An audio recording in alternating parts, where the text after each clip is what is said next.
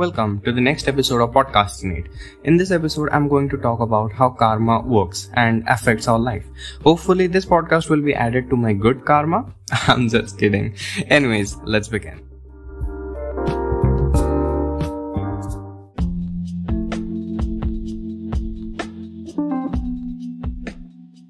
So, what is karma? What is your definition and idea of karma? Well, it sums up a person's actions and viewed as the deciding fate for future events. In short, the actions of the past will decide how the actions in the future will go. The term karma is often used with great casualness. People dismissively say, "It's my karma," suggesting that their destiny or fate is merely the luck or the bad fortune of the draw. This use of the term suggests a lack of personal power or responsibility for being at both the cause and the effect of what occurs in one's life. Karma is not what we commonly think of as good or bad fortune, but rather the responsibility for those results. Just as gravity is the law of the physical world, so is karma is a law of the spiritual world. I have seen karma take its course both in my life and other people's life. I was obstructed in my life at one point by this old friend I once had who told things behind my back, and I had been unaware of it. I only came to a realization when it was too late. He was one of my closest friends, or at least I considered him to be. Anyways, few months later we stopped talking after I confronted for his actions, and his karma struck him with a big tail of personality reveal. Turns out there were things about him I didn't know of. He was only a good friend to me to my face and a very bad one behind my back. And he was struck with several plagiarism issues. The thing I didn't know about him that he was a con artist. His karma got to him revealing his true identity and finally paying for steal a lot of contents that were not his to begin with. Simply everything has a positive or a negative consequence. If you don't clean your glasses often, how else would you see the world clearly? Contrary to what I would say for people who don't wear glasses, it's just a metaphor. Now some people say that they don't believe in karma. They ask questions like, does karma really exist? I know people who have been horrible human beings and still have managed to do really well in life. Makes me wonder if what goes around really comes around. So the problem with wanting karma is that we want it to happen almost instantly.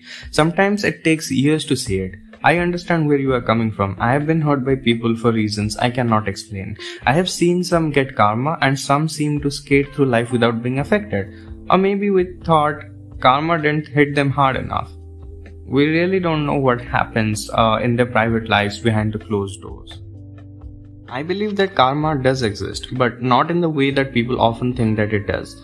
People think that exactly what you do is what you will get, and there's a different route for that.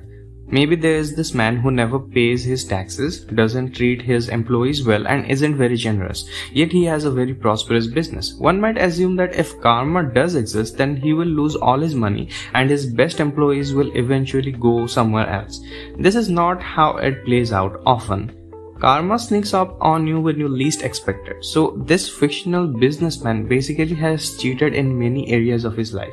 So maybe karma takes a different route and robs him of something that is very near and dear to him. Maybe he is terrified of being alone or losing his children. To him it would feel though that he was being cheated upon. He may feel that in business nothing counts as cheating, and therefore if his karma was to go bankrupt, it would not have the same effect on him as it has to others.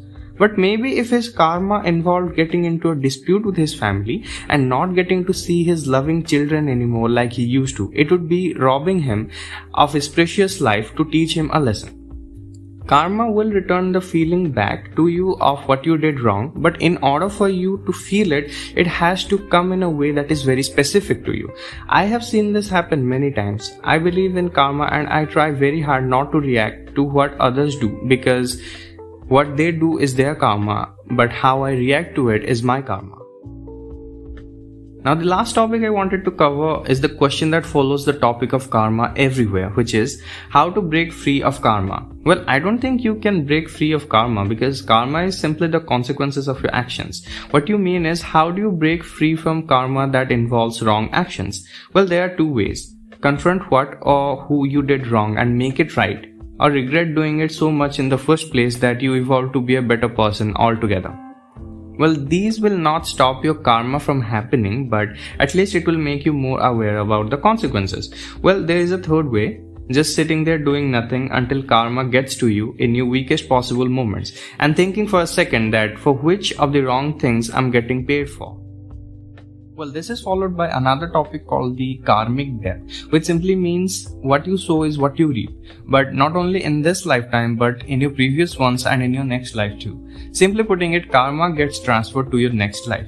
Now, I don't have much knowledge about afterbirths or previous life, but why do you think some people do everything good, but they always meet a misfortune and always greeted by a bad luck?